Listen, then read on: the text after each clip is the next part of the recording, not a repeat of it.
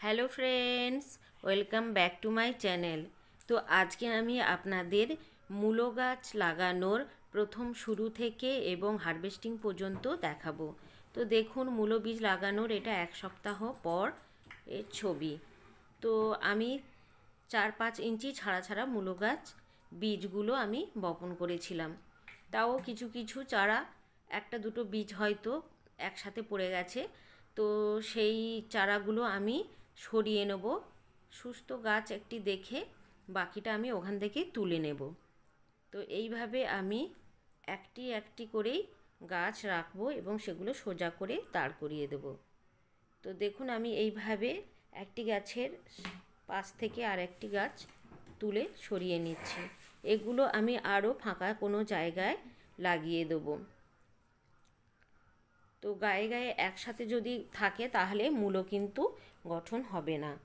মূলো নিতে গেলে এইভাবে কিন্তু 4-5 ইঞ্চি ছাড়া ছাড়া গাছগুলোকে লাগাতে হবে। আর যদি শাক খেতে চান তাহলে গায়ে গায়ে থাকলেও কোনো অসুবিধে নেই। তো শাক হিসাবেও আপনারা কেটে খেতে পারেন।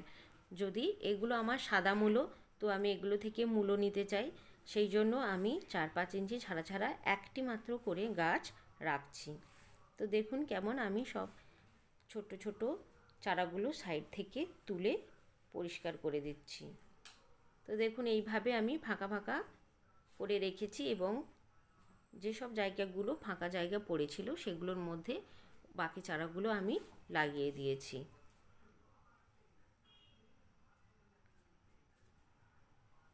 যদিও একটু দেরি হয়ে গেছে নভেম্বর মাসে, তবুও আপনারা চাইলে এখনও মূলো কিন্তু লাগাতে পারেন।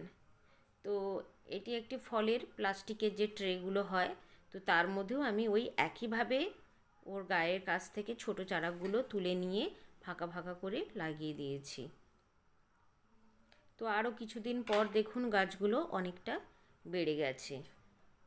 তো দেখুন, আমি গাছগুলো গোড়ায় কিন্তু সারযুক্ত মাটি দিয়েছি, তার মধ্যে সামান্য হাড় গুঁড়ো, নিমখোল, গোবর সার এবং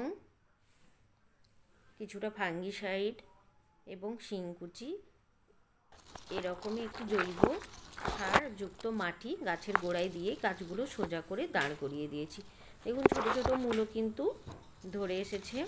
গাছগুলো সোজা করে দাঁড় করিয়ে দিয়ে তার গোড়ায় মাটিগুলো দিয়ে দিতে হবে।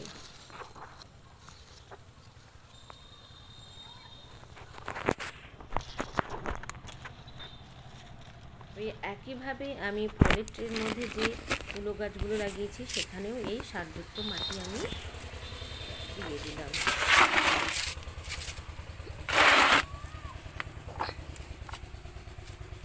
এই মাটিগুলো দিয়ে কিন্তু এক একটি মূলো গাছ সোজা করে দাঁড় করিয়ে দিয়ে তার চারিদিকে মাটিগুলো দিতে হবে। এই সারযুক্ত মাটি ছাড়াও যেরকম আপনারা লিকুইড সার দেন, যেমন খোল পচা জল এবং সবজি পচা তরল সার, এগুলো আপনারা দিতে পারেন। তো আমি এগুলো 10 দিন অন্তর অন্তর লিকুইড সারও ব্যবহার করি। যখন সমস্ত গাছে দিই তখন এগুলোতেও সেই একই তরল সার দিয়ে দিই। তো দেখুন, আরও কিছুদিন পর, প্রায় 1.5 মাস আমি একটি মূলো তুলে নিয়েছি। সাথে আমার গাছের কিছু অ্যাপেল কুলও পেকে গিয়েছে, সেগুলোও আমি হারভেস্ট করেছি। তো দেখুন, মূলোর সাইজটা বেশ ভালোই বড় হয়েছে।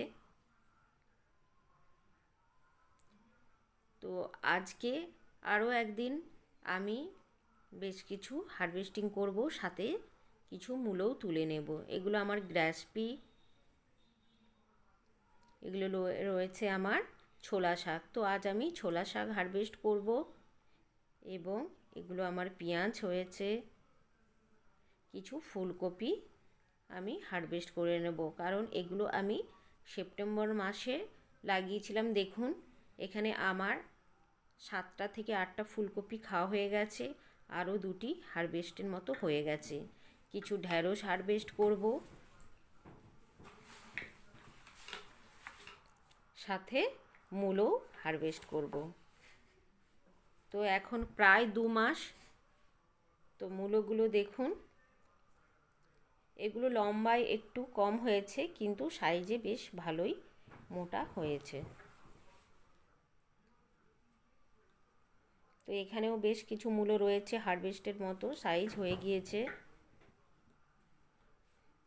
তো আমার আরও একটি বেডের মধ্যে যেখানে পালং শাক রয়েছে তার সাথে কিছু মূলো রয়েছে।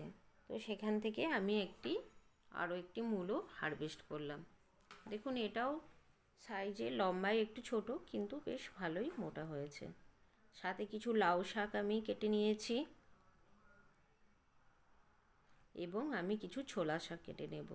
তো এই ছোলা শাক আলু বেগুন দিয়ে তরকারি ভীষণই টেস্টি একটি রেসিপি। যদি আপনারা চান তাহলে আমি অবশ্যই এই রেসিপিটি শেয়ার করব। আমার মেয়েও ভীষণ খেতে ভালোবাসে এই শাক, সেই জন্য আমি প্রায় প্রতি বছরই এই ছোলা শাক চাষ করি। হাইড্রোপনিক সিস্টেমেও আমি এই ছোলা শাক করি এবং মাটির মধ্যেও করি। বেশ কিছু লঙ্কা আমি তুলে নেব। প্রচুর আমার কাঁচা লঙ্কা হয়েছে, এগুলো সব কোকোপিটের মধ্যেই বসানো।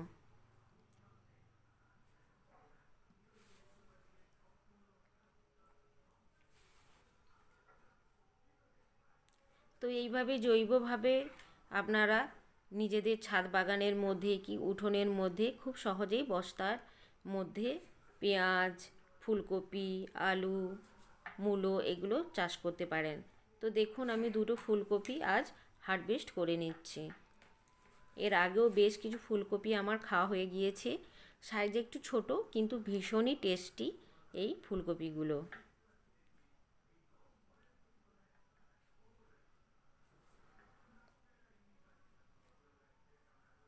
তো দেখুন কি সুন্দর দেখতে ফুলকপিগুলো হচ্ছে। আপনারাও খুব সহজে এইভাবে চাষ করতে পারেন। তো আমার ভিডিওটা কেমন লাগলে অবশ্যই কমেন্ট করে জানাবেন এবং আমার চ্যানেলটি সাবস্ক্রাইব করে পাশে থাকবেন।